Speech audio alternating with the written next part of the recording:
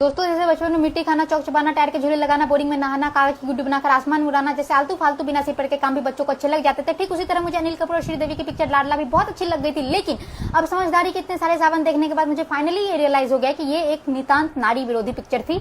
पहले मुझे खुद भी लगता था कि पिक्चर में शीतल कितनी बदतमीज है, बदमाश है, एरोगेंट है, कितना एटीट्यूड है। उसकी मेल ईगो नामक बीमारी से ग्रसित इतने सारे आदमियों को अपनी इतनी सी जिंदगी में देखने के बाद फाइनली मैं इस निष्कर्ष पर पहुंच चुकी कि भैया इस पिक्चर में शीतल की कोई गलती नहीं थी। राजू भी उसी मेल ईगो नामक बीमारी से ग्रसित व्यक्ति था। शीतल ने आगे से इससे कोई पंगे नहीं लिए थे, कोई उंगली नहीं की थी। इसको ज्यादा चुल थी, ये चुलचुला रहा था। इसने जाकर के आगे से शीतल को उंगली की। उसके बाप की फैक्ट्री है, उसकी फैक्ट्री है, कोई सरकारी कंपनी तो थी नहीं, उसके बाप की प्राइवेट फैक्ट्री थी। उसके मजदूर, उसका यूनियन, उसको जैसे मर्जी वैसे चलाने देना। उसकी कंपनी में काम करने वाला मामूली वर्कर था, सैलरी ले और सड़क। तुझे इतनी क्या पंचायत, मतलब इतना इलेक्शन लड़ने का शौक था तो म्युनिसिपैलिटी के इलेक्शन में खड़ा हो जाता ना भाई। और एक तो भाई साहब इस राजू का मेल ईगो पिक्चर में बुर्ज खलीफा से भी ज्यादा बड़ा था। मतलब भाई साहब से बर्दाश्त ही नहीं हो रहा था कि लड़की इतनी बड़ी फैक्ट्री की मालकिन कैसे हो सकती है। मतलब शीतल का बॉस लेडी वाला एटीट्यूड इसके आंखों में खटक रहा था। मतलब इस पूरी पिक्चर में अनिल कपूर ने हिंदुस्तानी संस्कार, हिंदुस्तानी संस्कृति को बोल बोलकर इतना बेचा है ना कि अगर हिंदुस्तानी संस्कृति कोई इंसान होता तो आकर के सबसे पहले अनिल कपूर के मुंह पे लाफा जड़ता कसम से। मतलब हिंदुस्तानी संस्कृति न हो गई, बरमुडा ट्रायंगल हो गया, जो इस पिक्चर में बस राजू को समझ आ रहा था और किसी को समझ ही नहीं रहा था, क्योंकि और सभी तो नितान चूतिए। इंधारे लड़की को लपड़ा कर आ रहे हो, सुहागरात पर अपनी सगी इकलौती दुल्हन पर हाथ उठा रहे हो। बड़ा हिंसात्मक संस्कार है भाई तुम्हारा। बीवी पर हाथ उठाना, उसको सुधारने की धमकी देना, जगह जगह उसको जलील करना, बदतमीजी करना, उसके कपड़े, फैशन, गहने जेवर, उसकी अमीरी, हर बात से उसको जज। शादीशुदा होने के बावजूद इमोशनल सपोर्ट के नाम पर साइड चिक काजल को घुमाना। और फिर ये भाई साहब पूरी पिक्चर में संस्कार की बातें करते हैं। लाइक सीरियसली ब्रो, मैं तो ये सोचती हूँ कि अनिल कपूर को अभी तक इस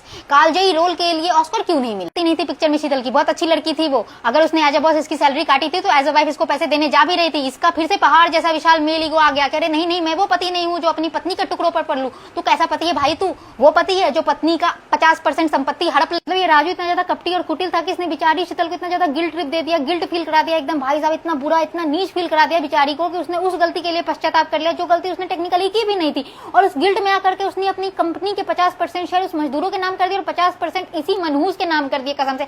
भाई साहब निहायती पितृसत्तात्मक सोच से भरा हुआ एक गोल्ड डिगर व्यक्ति था ये।